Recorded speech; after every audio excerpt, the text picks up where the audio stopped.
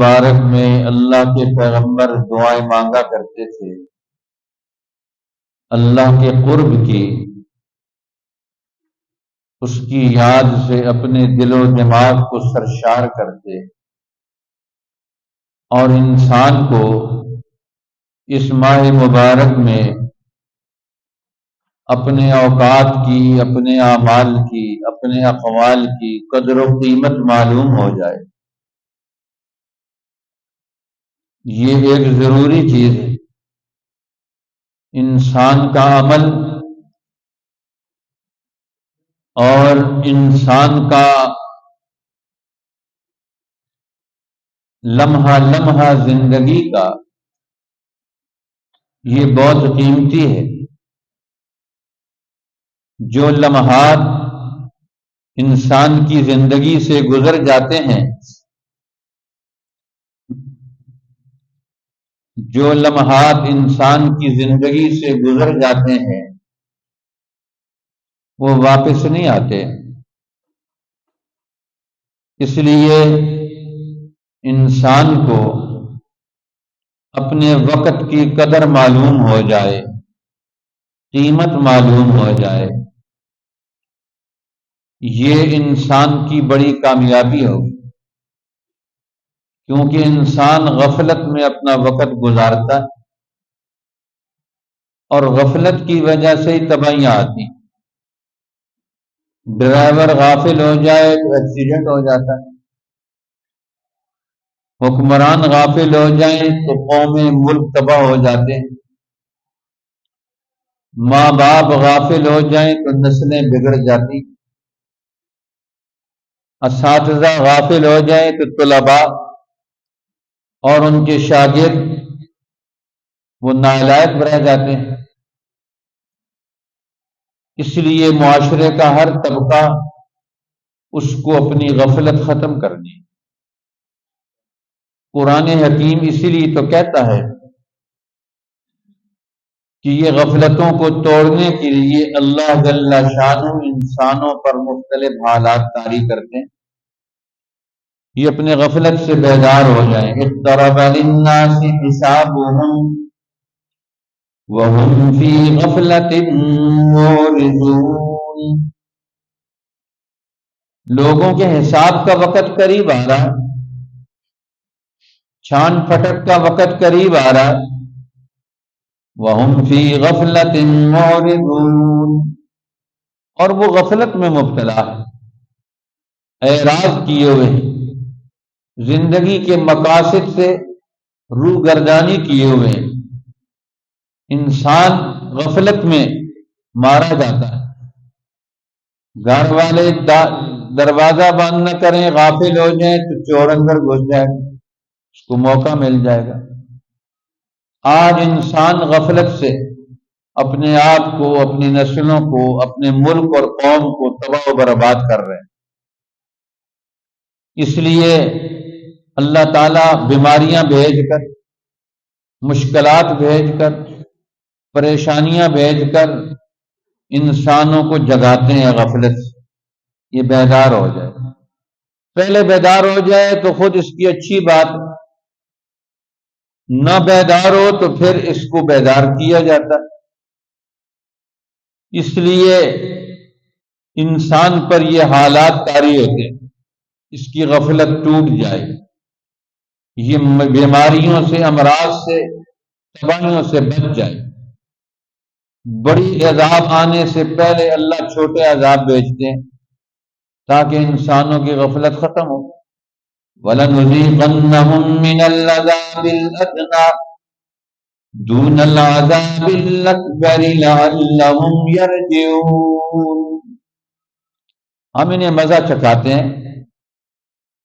وَلَنُذِيقَنَّهُم مِّنَ الْعَذَابِ الْأَدْنَىٰ دُونَ الْعَذَابِ الْأَكْبَرِ، تھوڑے تھوڑے عذاب بھیج کر، چھوٹے عذاب بھیج کر، بڑے عذاب سے وہ آ گیا تو پھر تو قصہ ختم۔ اس لیے یہ مشکل مرحلے آگ لا کر انسانوں کو بیدار کیا جاتا ہے۔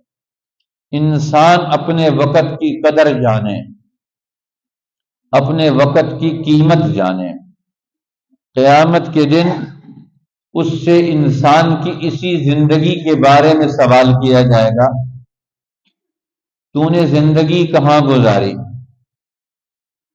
اور دوسرا اس سے سوال کیا جائے گا جوانی کہاں گزاری؟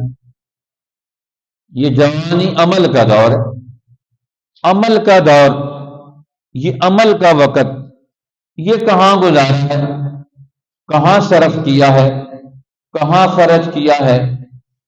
یہ امتوں کا، قوموں کا، نسلوں کا، انسانوں کا سب سے قیمتی وقت، یہ بالغ ہونے سے لے کے یہ موت تک، اور اس میں بھی جوانی کا وقت، خاص طور پر بالغ ہونے سے لے کر یہ 40-45 سال تک کا جو وقت ہے، یہ بڑا قیمتی وقت ہے۔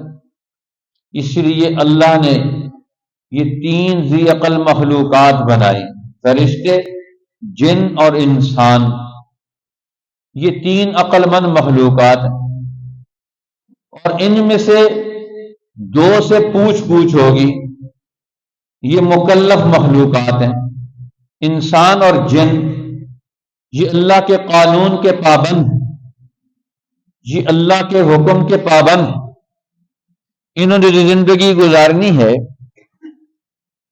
وہ پابندی کی، قانون الہی کی اتباع کی زندگی گزارنی ہے، جنوں نے بھی اور انسانوں نے بھی۔ اس لیے انسان کا یہ جو وقت ہے، اس میں جو حرکات، سکنات، اعمال، جو کچھ کرتا ہے وہ لکھے جا رہے ہیں۔ اس لیے اللہ تعالیٰ فرماتے ہیں من عمل صالحا من ذکر او انثی وہو مؤمن، جس انسان نے بھی اچھے اور بھلے کام کیے، خوبصورت کام کیے، اپنا عمل صالح اور درست عمل اختیار کیا، من عمل صالحا من ذکر او انثی وہو مؤمن، اور وہ مومن ہو۔ چھوٹے بچے بالغ ہونے سے پہلے جو نیک اعمال کرتے ہیں، وہ نیک اعمال ان کے لیے برکت کا ذریعہ بنتے ہیں اور ان کے ماں باپ کے کھاتے میں لکھے جاتے ہیں۔ ان کا اپنا کھاتا شروع ہوتا ہے وہ بالغ ہونے سے، اس سے پہلے بھی پابندی تو کروائی جاتی ہے، لیکن 7 سال سے انسان کی تربیت کا اعلیٰ ترین دور وہ 7 سال سے شروع ہو جاتا ہے۔ یہ بلوغ کا پہلا درجہ ہے، جس میں انسان میں یہ تمییز پیدا ہو جاتی ہے، یہ سن تمییز ہے، یہ چیزوں کی اچھائی اور برائی کو 7 سال کی عمر سے سمجھنا شروع کر دیتا ہے، اچھے اور برے میں اس میں فرق آنا شروع ہو جاتا ہے، نفع مند چیز اور نقصان دہ چیز میں فرق کرنا شروع کر دیتا ہے۔ اب 10 سال کی عمر تک یہ سن تمیز کا پہلا درجہ، سن بلوغت کا پہلا درجہ مکمل ہو جاتا ہے، اور 10 سال سے بلوغت کا دوسرا درجہ شروع ہوتا ہے، اور یہ اس کے اصل بالغ ہونے تک یہ مکمل ہو جاتا ہے۔ اب اس پر پھر بالغ ہونے پر اس پر ذمہ داریاں ڈالی جاتی ہیں، اس کو پابند بنایا جاتا ہے کہ اب یہ اپنی مرضی نہیں کرے گا۔ اب بالغ ہونے سے پہلے تک اس کو چھوٹ ہوتی ہے، کوئی غفلت ہو جائے تو اس کی چھوٹ ہے، اللہ کے یہاں، ماں باپ کے یہاں بھی ہونی چاہیے تھوڑی تھوڑی، اساتذہ کے یہاں بھی ہونی چاہیے، لیکن تھوڑی تھوڑی نگرانی کریں کہ بچہ کوئی غلط کام نہ کرے۔ لیکن جب وہ بلوغت کی عمر کو پہنچ گیا تو اب اس کی ذمہ داریاں خود اس کے اوپر عائد ہونا شروع ہوتی۔ اب یہ ذمہ دار فرد ہے بالغ ہونے سے، اس پر اپنی ذمہ داریاں ڈالی جائیں، اس کو اس کی ذمہ داریاں یاد دلائی جائیں، اس کو اس کا کردار یاد دلایا جائے اور اس کو بتایا جائے اس کے کردار کو، جو انسانی زندگی کا کردار رب العالمین بتاتے ہیں، رحمت للعالمین بتاتے ہیں، اور ذکر للعالمین بتاتا ہے قرآن، اب یہ اس کے سامنے یہ چیزیں واضح ہو جائیں، اس کو پتا ہو اب بالغ ہونے سے لے کر اب میں نے گھر میں کیا کیا ڈیوٹیاں سر انجام دینی، گلی میں میری ڈیوٹیاں اور میرے اعمال کردار کیا ہے، بازار میں جاؤں گا تو میرے اعمال، میرا کردار، میری ڈیوٹیاں کیا ہے، مسجد میں آؤں گا تو میرے اعمال، میری ذمہ داریاں، میری ڈیوٹیاں کیا ہے، میں بڑوں سے ملوں گا، چھوٹوں سے ملوں گا، میں بہنوں سے ملوں گا، بھائیوں سے ملوں گا، اب چھوٹوں بڑوں سے ملنے کی میری ذمہ داریاں کیا ہیں، اب یہ اسے پتہ ہونا چاہیے اور اس کی اسے عادت ڈالنی چاہیے۔ اس لیے بچوں کو اس عمر میں پہنچ کر ان کو اپنے ساتھ رکھ کر ان کی ذمہ داریاں یاد دلانی ہوتی ہیں۔ فَلَمَّا بَلَغَ مَعَهُ السَّعْيُ، قرآن کہتا ہے جب اسماعیل علیہ السلام دوڑنے کی عمر کو پہنچ گئے، محنت اور کوشش کی عمر کو پہنچ گئے، عمل کے ذمہ داریوں کے دور میں داخل ہونے کی عمر کو پہنچ گئے، فَلَمَّا بَلَغَ مَعَهُ السَّعْيُ، اب یہ باپ کے ساتھ مل کر اس کے کاموں میں مشارکت کرتا ہے، شرکت کرتا ہے۔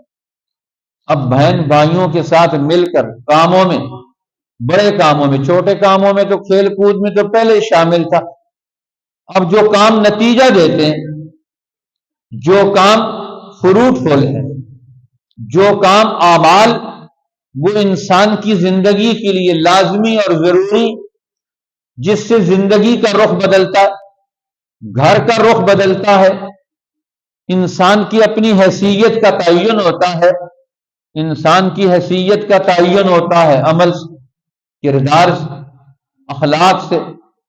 یہ بڑی مجلسوں میں آنے سے، اہل علم کے رہنمائی میں شرکت سے اس کے کردار کا اور اس کی حیثیت کا تعین ہوتا ہے۔ اس لیے انسان کی حیثیت کا تعین بہت ضروری ہے کہ وہ اپنی حیثیت کا تعین کرے۔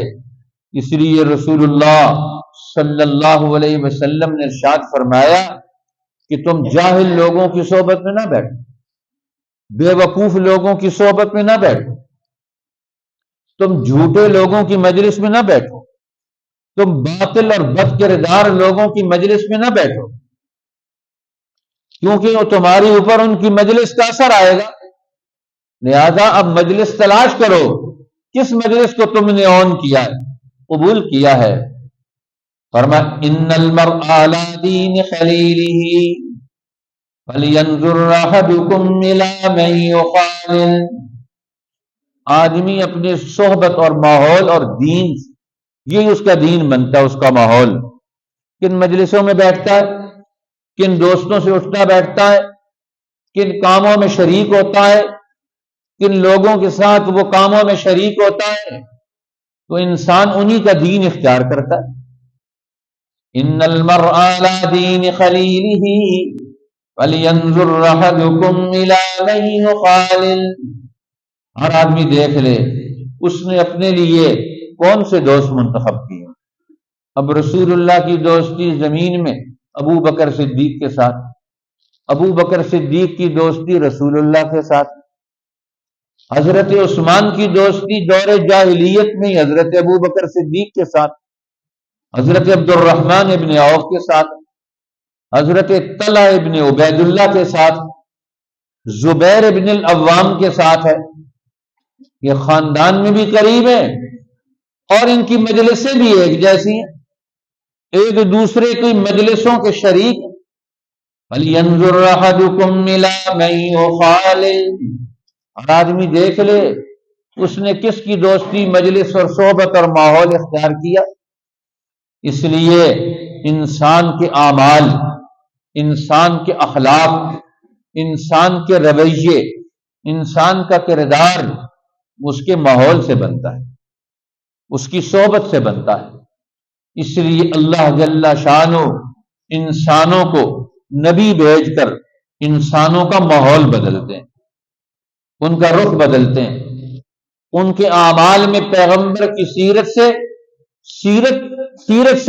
بنتی ہے۔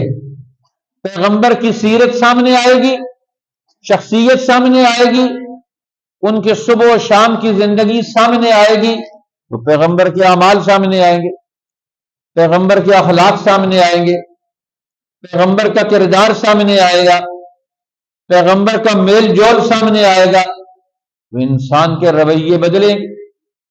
اب وہ اگر گھروں میں سوئے رہے، پیغمبر کی مجلس میں آئے نہیں، مسجد کی مجلس میں آئے نہیں، قرآن کے حقیقی پیغام سنانے والے لوگ جو قرآن کی ترجمانی کرتے ہوں، نبی کے ترجمان ہوں، ان کی مجلس اور صحبت میں بیٹھے نہیں، ان کا ذہن کہاں سے بنے گا؟ ان کا عمل کہاں سے وجود میں آئے گا؟ اس لیے یہ انسان، اس کا عمل یہ کیسے وجود میں آتا ہے؟ اس لیے قرآن سمجھاتا ہے قد افلح من زکاہا وقد خاب من دساہا۔ جس انسان نے اپنے آپ کو بنانا ہے، اپنے آپ کو کامیاب کرانا ہے، وہ اپنا راستہ رخ متعین کرے۔ فَأَلْهَمَهَا فُجُورَهَا وَتَقْوَاهَا، اللہ نے کلام مجید میں نفس انسانی کی قسم کھائی ہے، وَنَفْسٍ وَمَا سَوَّاهَا، قسم ہے انسان کے نفس کی۔ نفس بھی انسان کے اندر کی قوت ہے، طاقت، جہاں ایک طرف دماغ، ایک طرف دل ہے، ایک طرف اس کا نفس ہے، یہ تینوں مل کر چلتے ہیں۔ اب یہ دونوں چیزیں، اس کا نفس اس کے دماغ کے تابع ہو جائے اور اس کا دماغ اس کے قلب کے تابع ہو جائے، قرآن کہتا ہے یہ انسان کامیاب ہوگا جس کی ترتیب صحیح ہو۔ آج ہماری ترتیب ہی کوئی نہیں، اب ہماری ہر چیز بگڑی ہوئی ہے، دل بھی بگڑا ہوا، دماغ بھی بگڑا ہوا، نفس بھی بگڑا ہوا۔ وَنَفْسٍ وَمَا سَوَّاهَا، اللہ فرما رہے قسم ہے نفس انسانی کی۔ یہ نفس انسانی معمولی چیز نہیں ہے، قسم ہے اس نفس انسانی کی بھی، اور قسم ہے وَمَا سَوَّاهَا، جس طرح اس کو ترتیب دیا ہے، جس طرح اس نفس انسانی کو میں نے بنایا ہے، جس طرح اس کو انسان کے اندر میں نے اس کو سمویا ہے، جس طرح میں نے انسان کی ان تینوں قوتوں کو مربوط بنایا ہے، قسم ہے نفس انسانی کی۔ اب پھر نفس انسانی پر کیا ہوتا ہے؟ اب نفس انسانی اس کے اس ماحول کے اثرات سے، اس کے کانوں سے، اس کی آنکھوں سے، اس کے دماغ سے، اس کے سوچنے سے، اس کے بولنے سے، اس کے چلنے سے، اس کے دیکھنے سے، اس کے سوچنے سے، اب اس کے انسان کے دل و دماغ کے اندر خیالات منتقل ہوتے۔ ہر آنے والا دن انسان کے اوپر نئے سے نئے خیال، سینکڑوں خیال، ہزاروں خیال انسان کے دل و دماغ پر یہ سمندر کی لہروں کی طرح اس کے اوپر حاوی ہوتے ہیں، اندر داخل ہوتے ہیں، اور پھر اسی طرح نکلتے بھی رہتے ہیں۔ اندر داخل ہو رہے ہیں خیالات، ان کو خاطرات کہا جاتا ہے، خواطر کہا جاتا ہے، خطرہ۔ اسی سے خطرہ بھی ہے، کہتے ہیں قوم کو خطرہ ہے، ملک کو خطرہ ہے۔ 75 سال سے تو ملک کے خطرے سن رہے ہیں روزانہ، ملک کو خطرہ، پہ کس سے خطرہ ہے؟ کیوں خطرہ ہے؟ کون خطرہ ہے؟ انسان کے اوپر بھی خطرات آتے ہیں، خواطر آتے ہیں، خیالات آتے ہیں، اس کے دل و دماغ میں شامل ہوتے رہتے ہیں، پھر نکلتے چلے جاتے ہیں، اور کچھ اندر رہ جاتے ہیں۔ اب جو اندر رہ جاتے ہیں وہ نکلے ہی نہیں۔ ایک چیز آدمی دیکھتا ہے اسے بھول جاتا ہے، کسی کو فوراً بھول جاتا ہے، کسی کو 5 منٹ بعد بھول جاتا ہے، کسی کو 10 منٹ بعد بھول جاتا ہے، کسی کو گھنٹے بعد بھول جاتا ہے، اور کسی آدمی کی کسی نے بڑے مجمع میں بےزتی کی ہو ساری زندگی نہیں بھولتا، جی وہ اندر جمع رہتی ہے۔ کیوں نہیں بھولتا اس کو؟ کیونکہ وہاں ٹھوکر زیادہ لگی ہوئی ہے، اس نے اپنا اثر گہرا کر لیا وہاں اندر۔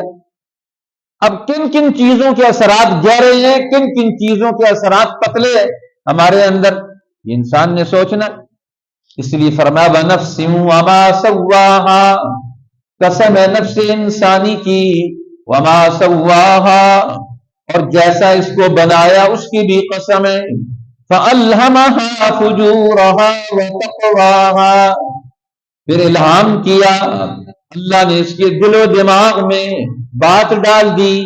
دو چیزوں کی باتیں آتی رہتی ہیں، فَأَلْهَمَهَا فُجُورَهَا، گناہ کا حال بھی، گناہ کے خطرے بھی، گناہ کے خیال بھی، اور نیکی کے خیال بھی، تقوی کے خیال بھی، نماز کا خیال بھی، ذکر کا خیال بھی، رب العالمین کی توحید کا، اس کے معبود برحق ہونے کا خیال بھی، یہ انسان کے دل کے اندر ڈالا جاتا ہے. اس لیے ہر نبی آ کر معاشرے میں یہ آواز لگاتا ہے کہ انسانوں کے دل و دماغ کو حق کی طرف متوجہ کیا جائے، صدائے حق لگائی جائے، آواز حق لگایا جائے. اسی لیے ان کو تعلیم حق کی طرف دعوت دی جائے، ان کے دل و دماغ کو مثبت اور صالح چیزوں سے ان کو بھرپور بنایا جائے، ان کو جراثیم زدہ، آلودہ زدہ، بیکار چیزوں کے اثرات اور خیالات سے، باطل افکار اور علوم سے انسانوں کے ذہنوں کو زہریلا ہونے سے بچایا جائے. اگر زہریلی چیزیں اندر جائیں گی انسان زہریلا بن جائے گا، اس کا دماغ زہریلا، اس کا دل زہریلا، اس کے نفسانی خیالات زہریلے، یہ جو کام کرے گا زہریلا کام کرے گا، کیونکہ اندر زہر بھرا ہوا، اندر فساد بھر گیا، اندر خیالات میں اس کے باطل بھر گیا. اب اس کو نکالنا ہے، اب اس کو کھنگالنا ہے، اس کو اندر سے نکالنا ہے. اس لیے انبیاء علیہ السلام آ کر انسانوں کے قلوب کو مانجتے ہیں، صاف کرتے ہیں، اندر کو بھرے ہوئے گن کو اندر سے نکالتے ہیں، تاکہ اس کے افکار اور خیالات ان میں بھی مثبت اور تعمیری قوتیں پیدا ہوں، انسان کے اندر کی صلاحیتیں ایک اچھے کام میں لگ جائیں. کیونکہ جب انسان عمل کرتا ہے نا، ہم کہتے ہیں عمل، تو عمل یہ صرف ایک علیحدہ چیز نہیں ہے.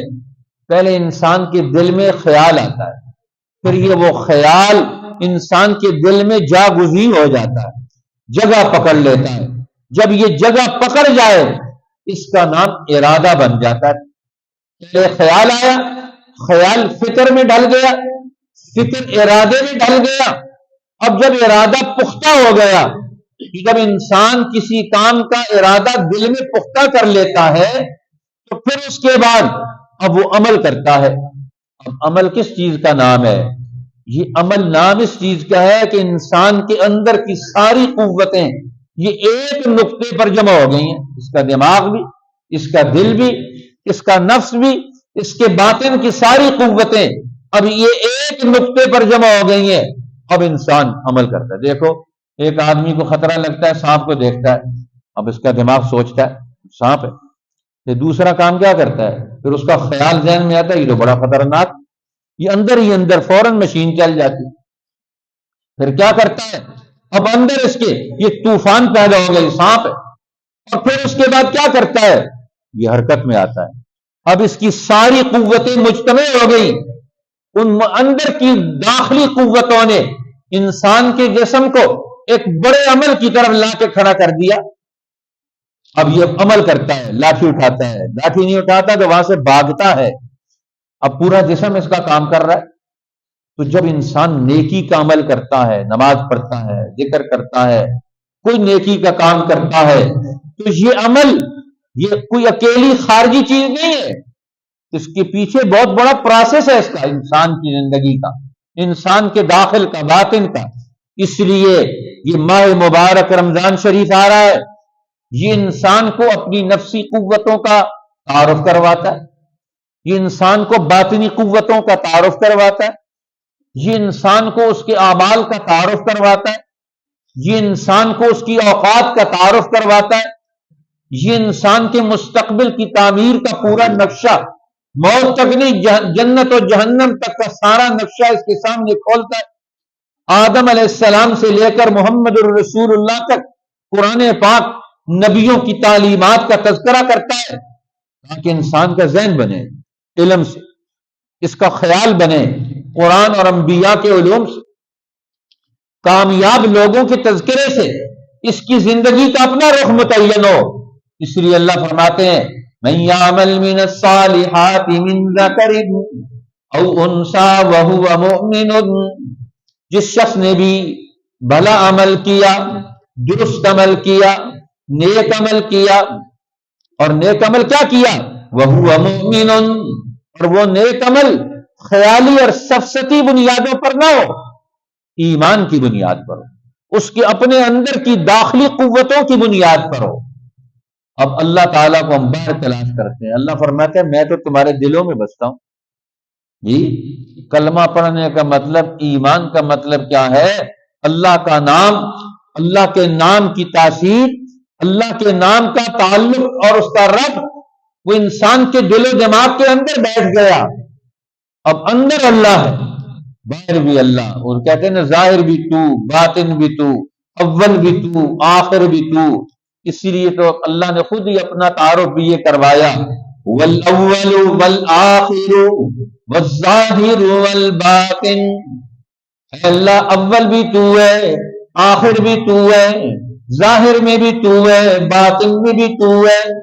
اب انسان جب ایمان لے کر آتا ہے، اللہ کو مان لیتا ہے اور اللہ کی مان لیتا ہے، کہتے ہیں اللہ کو مان لینا اور اللہ کی بات بھی مان لینا، یہ دونوں چیزیں ضروری ہیں۔ آج مسلمان اللہ کو تو مانتے ہیں، اللہ کی بات نہیں مانتے، کہتے ہیں اللہ کو تو ہم مانتے ہیں، اللہ ہے۔ سارے مسلمان کہتے ہیں عمل کس پر کرتے ہو، رائے کس کی لیتے ہو؟ وہ نہ قرآن کو بھی بند کر دیا، رسول اللہ کی فرمان کو بھی بند کر دیا، شریعت کو بھی بند کر دیا۔ اب ہمارا عمل جڑا ہوا ہے کسی اور کے حکم کے ساتھ، وہ اور شیطان ہو، اور انسان کا اپنا نفس ہو، اور انسان کا باہر کا کوئی فرعون ہو، باہر کا کوئی قارون ہو۔ اب اللہ کے نبی سب سے کاٹ کے بندوں کو اللہ سے جوڑتے ہیں، اسی کا نام ایمان۔ اسی ایمان سے پھر انسان کا عمل وجود میں آئے، اس کا کردار وجود میں آئے، تو یہ اس کا عمل اور کردار دائمی عمل اور کردار بن گیا۔ ویسے تو ہر انسان کا عمل دائمی، عمل کرنے کے بعد عمل ختم نہیں ہوتا، یہ کائنات گیر نظام ہے، قانون مجازات ہے۔ انسان کا کوئی عمل وہ ختم نہیں ہوتا، کر لینے کے بعد اب وہ کتاب میں ثبت ہو گیا، اچھا عمل ہے یا برا عمل۔ اس لیے فرمایا وَإِنَّهُ فِي أُمِّ الْكِتَابِ لَدَيْنَا لَعَلِيٌّ حَكِيمٌ، یہ ام الکتاب میں لکھا جا چکا، ہر چیز ام الکتاب میں۔ اب اللہ جل شانہ انسان کے ہر عمل کو بھی ثابت کر دیتا، جو عمل کیا وہ محفوظ ہو گیا، وہ ختم نہیں ہوتا ہے، وہ لکھا جا چکا۔ زمین کے اوپر بھی، خلاؤں میں بھی، ہر جگہ انسان کا عمل اور کردار سب پر نقش ہو گیا۔ اب پوری کائنات انسان کے ہر عمل کا مطالعہ کر رہی ہوتی، عمل چھپا ہوا اس وقت تک ہے، اب چھپا ہوا ہے، اور جب کر لیا تو یہ تو واضح ہو گیا، اب یہ پتہ چل جاتا ہے، یہ اپنی تاثیر چھوڑتا ہے۔ ہر عمل کے اثرات بھی ہوتے ہیں، ہم نیک عمل کرتے ہیں تو اس کے اپنے اثرات، برے عمل کرتے ہیں تو اس کے اپنے برے اثرات پیدا ہوتے ہیں، انسان کے اوپر بھی اثرات پیدا ہوتے ہیں۔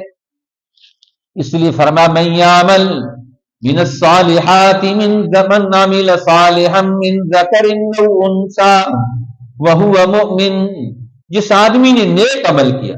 اور پھر ایک اور بات بھی ہے، اب انسان کی زندگی اول سے لے کر آخر تک آپس میں جڑی ہوئی ہے، یہ ختم نہیں ہوتی زندگی، درمیان میں ہم کیا اس کو کاٹ دیں؟ نہیں، یہ زندگی پیدا ہونے سے لے کے موت تک ساری زندگی جڑی ہوئی ہے۔ کیا میں ایک سال درمیان سے نکالنا چاہتا ہوں؟ کوئی اپنا ایک سال نکال سکتا ہے؟ یہ اگلے سال کو میں اپنی زندگی میں داخل نہیں ہونے دوں گا، کوئی اپنی زندگی سے سال کو نہیں نکال سکتا، آنے والے سال کو باہر نہیں کر سکتا۔ تو انسان اس زمانے کے اندر داخل ہے، اور زندگی بھی آپس میں جڑی ہوئی ہے۔ جب زندگی جڑی ہوئی ہے تو اس کے سارے اعمال یکے بعد دیگرے آپس میں جڑے ہوئے، اس لیے مربوط عمل، یہ ساری زندگی کے اعمال مل کر ایک مربوط عمل بن جاتے ہیں، اور پھر ان کا بھی ایک نتیجہ آتا ہے۔ ہر عمل الگ الگ بھی ہے، اپنی شناخت رکھتا ہے، اور پھر یہ سارے اعمال مل کر ایک انسان کی شخصیت بنا دیتے ہیں۔ اس کا نام ہوتا ہے مقام، اس کا نام ہوتا ہے حال۔ ہر انسان کا اللہ کے ہاں اپنا مقام ہے، ہر انسان کا اللہ کے ہاں اپنا حال ہے، جو دوسرے کا حال نہیں ہو سکتا۔ ہر انسان کا اپنے حال اور مقام سے اپنے رب کے ساتھ تعلق، ہر انسان کے اپنے اپنے اعمال ہیں، اور پھر مجموعی اعمال سے انسان کی اپنی ایک خاص شخصیت پیدا ہو جاتی ہے۔ اس خاص شخصیت کا اللہ کے یہاں اپنا ایک مقام ہے۔ ابراہیم علیہ السلام کا اپنا مقام ہے اللہ کے یہاں، موسیٰ علیہ السلام کا اپنا مقام ہے اللہ کے یہاں، صحابہ میں ابو بکر صدیق کا اپنا مقام ہے اللہ کے رسول اور اللہ کی نگاہ میں، حضرت عمر کا اپنا مقام ہے اللہ کے رسول اور اللہ کی نگاہ میں، مسلمانوں کی نگاہ میں۔ تو ہر انسان کا اپنا ایک مقام پیدا ہوتا ہے۔